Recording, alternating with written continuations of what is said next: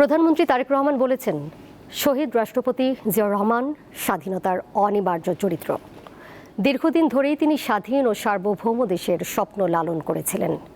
আজ রাজধানীর engineers institution মিলনায়তনে স্বাধীনতা দিবসের আলোচনায় তিনি আরও বলেন, এমন কিছু করা ঠিক হবে না যা মুক্তিযুদ্ধকে ছোট করে। মহান স্বাধীনতা ও জাতীয় দিবস উপলক্ষে শুক্রবার রাজধানীর ইঞ্জিনিয়ার্স ইনস্টিটিউশন মিলনায়তনে আলোচনার আয়োজন করে বাংলাদেশ জাতীয়তাবাদী দল বিএনপি। এতে প্রধান অতিথি হিসেবে অংশ নেন প্রধানমন্ত্রী তারেক রহমান। মহান মুক্তিযুদ্ধের সকল শহীদদের প্রতি গভীর শ্রদ্ধা জানাই।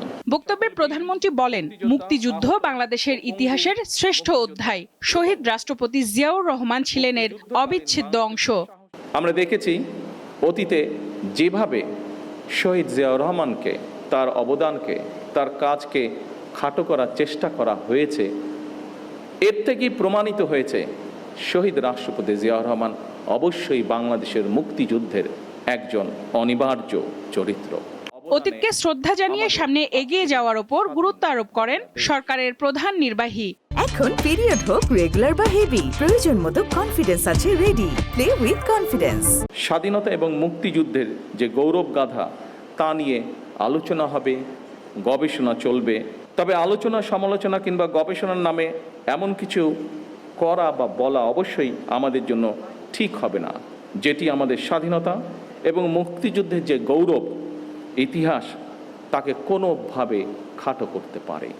সব শ্রেণী পেশার মানুষের উন্নত জীবন নিশ্চিত করাই স্বাধীনতার মূল অঙ্গীকার বললেন তারেক রহমান। সমাজের একটি অংশ নয়, বরং আমরা সকল শ্রেণী পেশার মানুষকে নিয়ে এই দেশে আমরা ভালো থাকব। এটিই হোক এই স্বাধীনতা দিবসের অঙ্গীকার।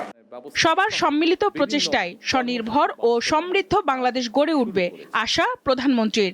ঐক্যবদ্ধভাবে সকলে একসাথে দেশের জন্য কাজ করি, তাহলে অবশ্যই আমরা আমাদের কাঙ্ক্ষিত স্বনির্ভর বাংলাদেশ গড়ে তুলতে পারব।